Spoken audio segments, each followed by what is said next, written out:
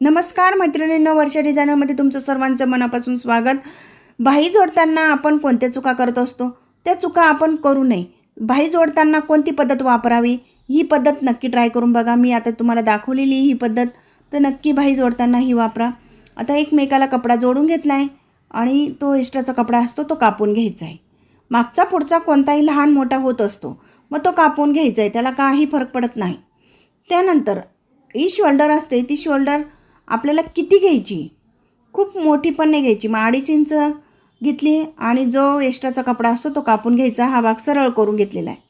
सरळ केल्यानंतर आता बाही जोडायची. मग बाही जोडताना आपण काय केलं, पहिले मुंडा चेक करून घेऊया. 8.5 हा मुंड्याचं माप घेतलेलं आहे.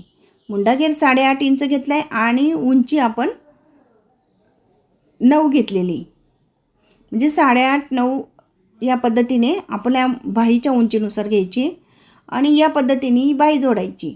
आता इथं मुंडा जोडताना व्यवस्थित जोडा. 1/2 इंचच्या अंतरावर जोडायची आहे आणि मुंड्याला या पद्धतीने जर तुम्ही बाही जोडली तर मुंड्याची टीपसुद्धा तंतोतंत एकमेकाला जोडली जाते, खाली वरती होत नाही. खाली वरती जर या मुंड्याच्या टिपा खाली वरती झाल्या की आपली फिटिंग बिघडते.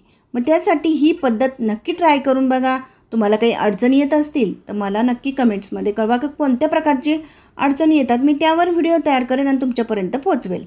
तर या पद्धतीने आपण डबल टिप घालून घेतली, नंतर फिटिंगची टिप घालायची. आता बघा, बाही जोडताना या पद्धतीचा आपला आकार दिसला पाहिजे, म्हणजे गोळा झालेला नाही पाहिजे. आपला जर या पद्धतीने बाही जोडली तर कुठेही बाहीला रिंकस वगैरे येत नाही, गोळा होत नाही, बाही ओढल्यासारखी होत नाही.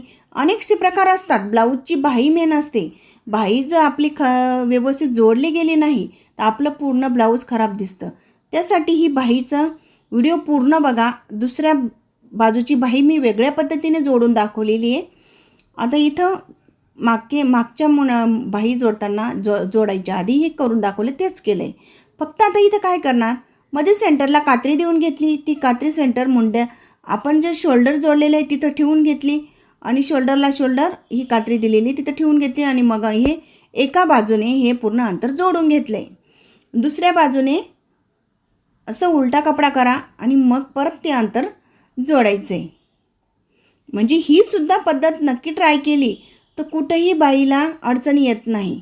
ज्या महिलांना काही अडचणी येत असतील बाही जोडताना त्यांनी नक्की ही पद्धत ट्राय करा. खूप सोपी पद्धत आहे. कुठेही कपडा कमी जास्त होत नाही, एकदा तंतोतंत येतं. बाहीचं माप मी बाहीचे पेपर पॅटर्नचे व्हिडिओ अपलोड केलेलेच आहे. आता हे बघा, शोल्डरला शोल्डर जोडून बघितली, बाहीला बाही जोडून बघितली, पूर्ण असं जोडून बघायचं. ब्लाऊज शिवण करताना दोघी बाही सेम आल्या पाहिजे. ते एक बाही खाली वरती होत असते. या पद्धतीने फिटिंग करायची. तर बाही अगदी सोप्या पद्धतीत जोडताना ही दाखवलेली आहे.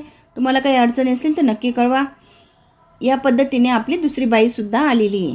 तर तुम्हाला व्हिडिओ कसा वाटला आणि बाही जोडण्याची पद्धत कशी वाटली नक्की कळवा. धन्यवाद.